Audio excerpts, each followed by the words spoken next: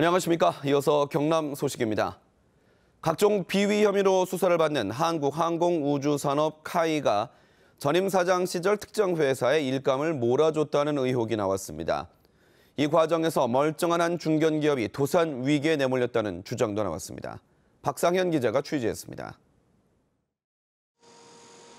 카이를 통해 세계적인 항공기 회사인 에어버스에 동체 부품을 납품했던 D사.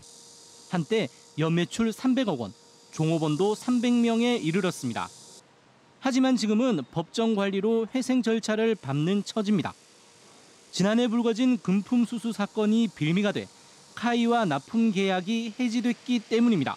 기업은 10년을 이제 에어버스 프로젝트를 보고 내다보고 이제 3년 고용해가지고 뇌물 사건을 하나를 가지고 경고도 아니고 일부 문책도 아니고 판을 갖다가 뒤엎어버린다. 그런데 이 D사와 계약을 해지한 게 하성룡 전 카이 사장이 측근 회사에 물량을 몰아주기 위해서라는 의혹이 제기됐습니다. 계약이 해지된 D사의 물량을 넘겨받았던 협력업체 가운데 두 곳이 이번에 검찰의 압수수색을 받은 겁니다. 또 일부 업체는 최저가 입찰 방식이 아닌 수의 계약으로 수주를 받기도 했습니다. 이 과정에서 최종 원청업체인 에어버스가 D사의 물량을 받으라고 카이에 주문했지만 거부당하기까지 했습니다. 우리 하는 프로젝트가 슈퍼가밀 프로젝트라 이거야. 에어버스 프로젝트라. 카이를 보고 너 이거 시켜, 이거 해. 하면 당연히 해야 된다 이거지.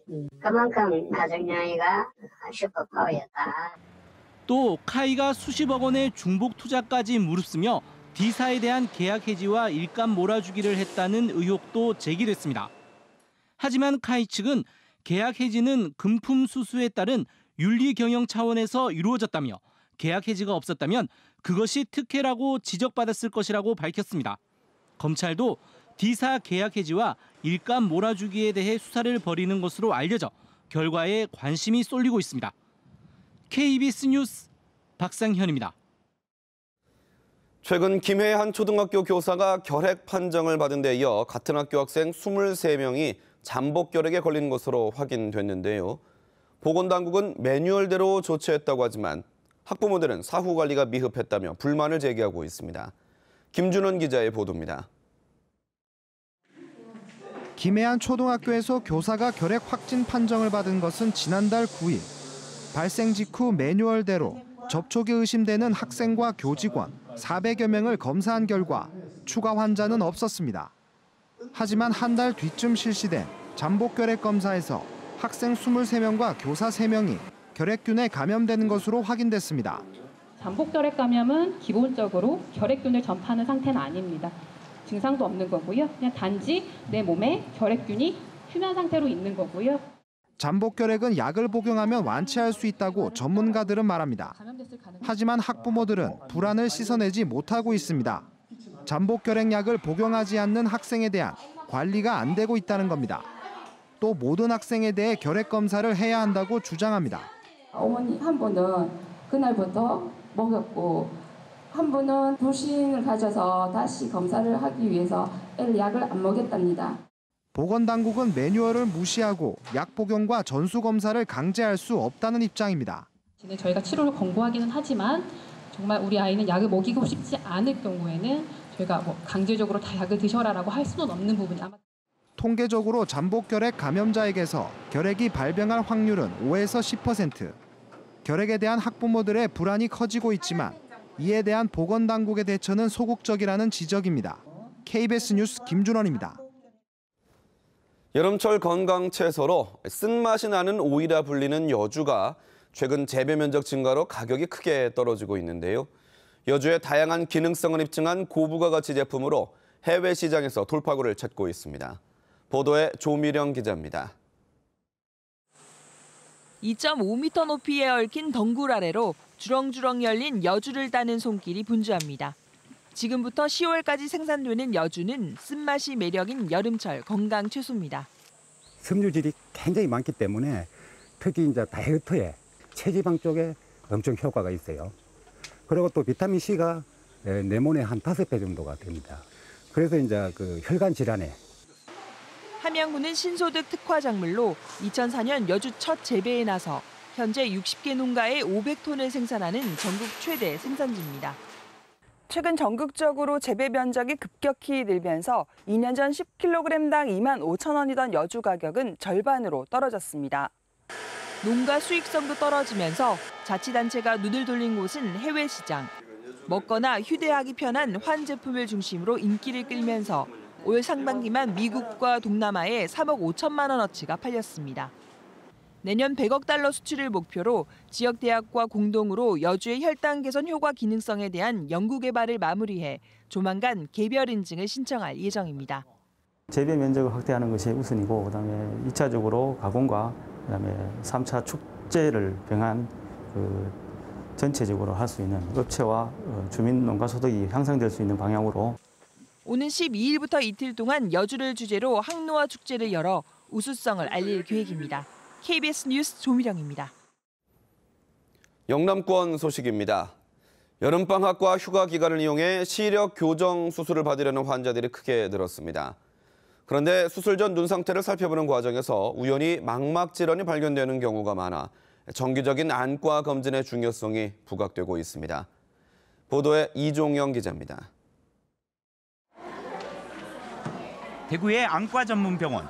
휴가 기간을 맞아 이른바 라식과 라섹 등 시력 교정 수술을 받으려는 환자가 평소보다 30% 늘었습니다. 이 30대 여성도 수술을 받으려고 병원을 찾았다가 자신도 모르고 있던 망막 질환을 발견했습니다. 시력 교정 수술 받으러 와서요. 저도 몰랐는데 망막 질환이 있다고 해서 지금 치료받고 있습니다. 실제로 해당 병원이 시력 교정 수술 환자 7,900여 명을 조사해 보니 7%인 538명에게서 망막 질환을 발견했습니다. 환자 대부분이 먼 거리에 물체 인식이 어려운 근시 환자인데 상태가 심할수록 망막에 이상이 있을 가능성이 높기 때문입니다. 고도 근시 환자는 일반인보다 망막 박리는 7.8배, 녹내장은 4.6배나 발병률이 높습니다. 평소에는 별다른 증상이 없지만 방치하면 자칫 실명에 이를 수 있는 질환들입니다. 시력의 중심 부위에 그게 생겼으면 빨리 알아채겠지만 망막 주변부는 시력이랑 평소에는 관계가 없거든요. 그러면서 잘 모르고 있기 때문에 이런 예비적으로 종합검진을 하지 않고서는 발견할 수가 없는 거죠. 때문에 꼭 시력 교정 목적이 아니어도 근시 환자는 청소년은 1년에 한 번, 20대 이상은 1, 2년에 한 번씩 안과 검진을 받는 게 좋습니다. KBS 뉴스 이종영입니다.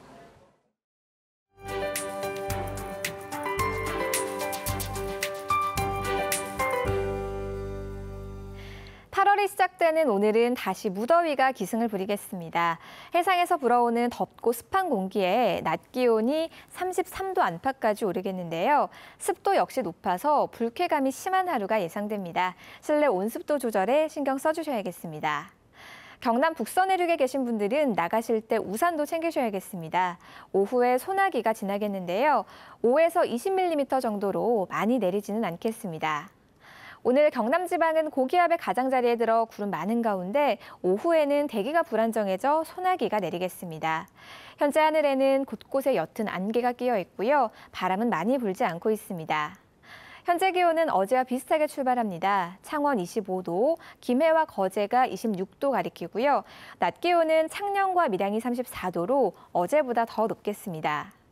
경남 서부 지역은 22도에서 24도 사이의 기온 보이고 있고요. 낮 기온은 33도 안팎까지 오르겠습니다. 바다의 물결은 비교적 잔잔하게 일다가 남해 동부 먼바다에서 밤부터 북동풍이 불어오면서 물결이 높아지겠습니다. 8월의 첫 한 주는 구름만 지나며 무더운 날씨가 이어지겠습니다. 따라서 이번 주말에는 피서를 즐기기 좋은 날씨가 예상됩니다. 기상정보였습니다. 대우조선협력사 NS가 철도, 선박, 항공기 분야에서 일할 수 있는 전기원으로 30명을 뽑습니다. 시급 6,500원 이상이 지급됩니다. 삼성중공업 협력사 건웅이 단순 사상원으로 2명을 모집합니다. 시급 6,500원 이상이며 장애인 병행 채용으로 우대됩니다. 대우조선협력사 일양에서 선박 부분품 제조 관련 단순 종사원 15명을 뽑습니다. 최저시급 이상이 지급됩니다. 삼성중공업 협력사 보우기업이 선박 부분품 제조 관련 단순 종사원으로 6명을 모집합니다. 최저시급 이상이 지급되며 인근 거주자를 우대합니다. 대우조선협력사 우신 ENB가 철도, 선박, 항공기 분야에서 일할 수 있는 전기원 10명을 뽑습니다. 최저시급 이상이 지급되고 인근 거주자, 청년층을 우대합니다. 창원시가 마산 오동동 일본구 위안부 피해자 추모 소녀상을 체계적으로 보호 관리하기로 했습니다. 창원시는 마산 오동동 문화의 거리에 세워진 소녀상 기념비를 민간단체가 건립했지만 훼손되는 사례가 잇따라 발생하면서 소녀상을 공공조형물로 지정하고 조례를 통해 창원시가 관리할 수 있도록 조치를 취하기로 했습니다. 강 수영장과 오토 캠핑장 등을 조성하는 낙동강 창녕 워터플렉스 사업 환경영향평가에서 낙동강 유역환경청이 부동의 의견을 낸 데 대해 주민추진위원회가 반발했습니다. 낙동강 창녕 워터플렉스 유치 주민추진위는 어제 도청에서 기자회견을 열고 낙동강 환경청의 부동의 결정으로 국비와 도비 등 270억 원의 예산을 확보한 사업이 무산 위기라며 당초 계획대로 추진할 것을 촉구했습니다. 조류 인플루엔자의 영향으로 공개가 중단된 창녕 우포늪 따오기가 다시 일반인에게 공개됩니다.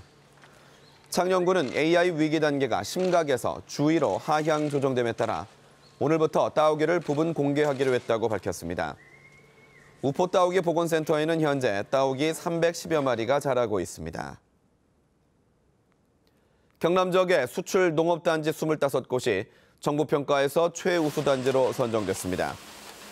농림축산식품부가 전국의 농산물 전문 생산단지를 평가한 결과 경남은 25곳이 최우수단지로 선정됐고 9곳은 우수단지로 선정됐습니다. 경상남도는 수출 물류비 지원을 최우수단지는 10%, 우수단지는 7% 지원받는다며 지역 신선 농산물 수출에 큰 역할이 기대된다고 설명했습니다. KBS 뉴스를 마칩니다. 고맙습니다.